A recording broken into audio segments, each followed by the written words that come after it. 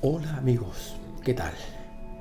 El grupo de la palabra cotidiana, sus asesores y analistas, nos han intuido, nos han recomendado, dado el desorden de la ciencia, que no es creíble, porque algunas personas están tratando de desorientar con pesquisas, con ideas en época electoral en los Estados Unidos de América, y la hispanidad y la gente de bien, los pulcros, los inteligentes, los viables, deben saber verdaderamente qué debe hacer el ser humano.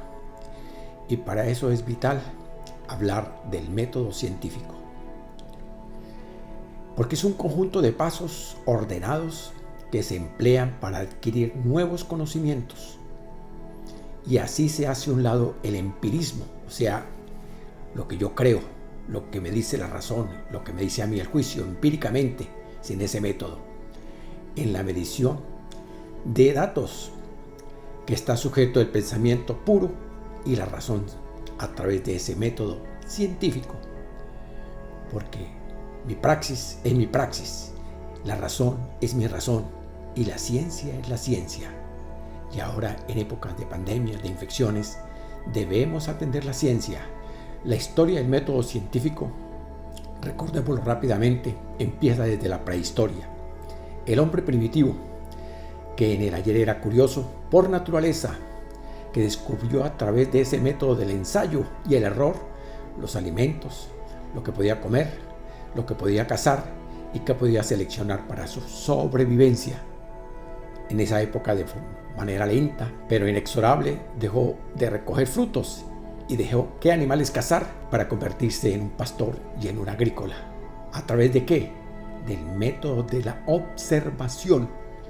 Dejó de ser nómada para convertirse en un sedentario. La observación, primer paso fundamental para verlo y analizarlo y comprenderlo bien, observar. Podemos manifestar que nuestros antepasados, amparados por la curiosidad, asociaron los movimientos de los cuerpos celestes como con el tiempo de las estaciones. ¿Para qué? Para sus cultivos. De esta forma llegó un momento en el que podían predecir los cambios meteorológicos y cómo afectaba a su primitiva economía, cómo se resguardaba y cómo se protegía, cómo debía utilizar el modus vivendi. Se puede afirmar que la observación es el primer paso del método científico. Y iniciemos progresivamente el amor a la sabiduría, porque el ser humano no se quedaba ahí, conforme con solo mirar y observar y decidir. Con el paso del tiempo se fueron dibujando las primeras civilizaciones bajo el amparo de las cuencas fluviales. Recordemos rápidamente en el Tigris, en el Mesopotamia, el Éufrates, en el Nilo, de la India, los Ganges, los Yangtze y los Huanghe de la China, y el nacimiento, indudablemente, a las grandes civilizaciones del mundo. Pues de este renacimiento de civilizaciones aparecieron los griegos, que disfrutaron su privilegio en la historia de la humanidad, porque fueron ellos los que desarrollaron ese amor por la sabiduría, es decir, los primeros filósofos de la historia. Así nació lo que conocemos como la teoría racional en las épocas de los griegos, especialmente en el Asia Menor, que surgieron personajes como Tales de Mileto, que indudablemente es el padre de la filosofía, con otros pensadores de la época. Dejemos rápidamente los que se dedicaron a la astronomía, a la geografía, a Heráclito, a Empedocles, creadores del fundamento básico de la teoría atómica del mundo. Pero aquellos primeros sabios que añadieron más adelante, que son reconocidos y son los que más hemos estudiado en las universidades: Hipócrates, Demócrito, Aristóteles. No quiere decir que los anteriores dejaron de ser importantes, no. Padre de la filosofía, Tales de Mileto, lo recordaremos y lo analizaremos y lo estudiaremos siempre. Entre todos ellos moldearon las bases del método científico.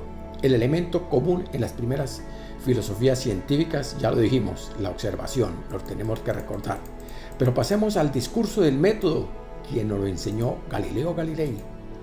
A lo largo de la Edad Media, los matemáticos, los físicos, los químicos del mundo islámico fueron los realizadores de las particulares contribuciones para el gran paso en el siglo XVI de Galileo Galilei, una de las figuras claves de la historia de la ciencia, de la historia del método. Se puede afirmar que el científico italiano fue el primero en aplicar el método científico en todos sus estudios, en todos sus análisis, en todas las inflexiones de la cinemántica y dinámica. Se puede afirmar que el científico italiano, Galileo Galilei, fue el primero en aplicar el método científico en sus estudios de cinemática y dinámica. Gracias a sus experimentos de la observación, añadió la hipótesis y la experimentación. A partir de este momento, se podría desmontar muchos de los errores que en el pasado, por no utilizar el método, aplicaban algunos filósofos y algunos experimentados científicos del ayer. A Galileo le seguirían las contribuciones que realizó el inglés Francis Bacon, el creador de la inducción por eliminación. Sin embargo, fue hasta el siglo XVII cuando Descartes, a través de su discurso del método en el 1637, definió las reglas del método científico por primera vez. Y esos pasos sí vale la pena tenerlos en cuenta. Los pasos del método científico. Y esos son los pasos que dan todos los experimentadores de la ciencia, todos los virólogos, todos los científicos para realizar algo que debe ser comprobado y demostrado. Ahora sabemos que el método científico tiene los siguientes pasos. Primero, la observación, que hace referencia a lo que queremos estudiar y comprobar. Luego sigue rigurosamente la hipótesis. Se formula una idea que puede explicar lo observado. Luego sigue la experimentación, que se lleva a cabo diferentes experimentos para comprobar o refutar una hipótesis. Hay que experimentarlo. Ese es el tiempo que se está gastando ahora para saber si la vacuna X, Y o Z es viable, porque hay que experimentarla y eso tiene su tiempo en la cronología de trabajo de meses.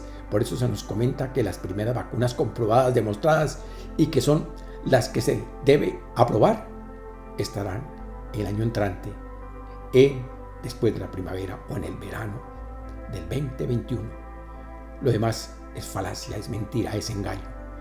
Para llegar al paso siguiente de la experimentación, las teorías, que permite explicar la hipótesis más probable, o sea, el camino más conducente, la vía más asequible, la vacuna que ya está comprobada y demostrada que es viable para el mundo y que todos los gobiernos tienen que ofrecerla gratuitamente a todos sus ciudadanos, pandemios y no pandémicos, a todos que estén expuestos indudablemente a aplicársela.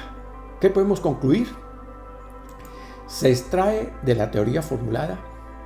El método científico lo utilizamos mucho más de lo que podríamos pensar a priori en nuestras vidas. Si observamos que hay una pandemia y esa pandemia tenemos que estudiarla, investigarla, sus causas y sus consecuencias, llevar al laboratorio los modus operandi de esa enfermedad y proceder al camino de la observación, luego de la hipótesis y la experimentación con personas para llegar a la conclusión de la que es la más viable.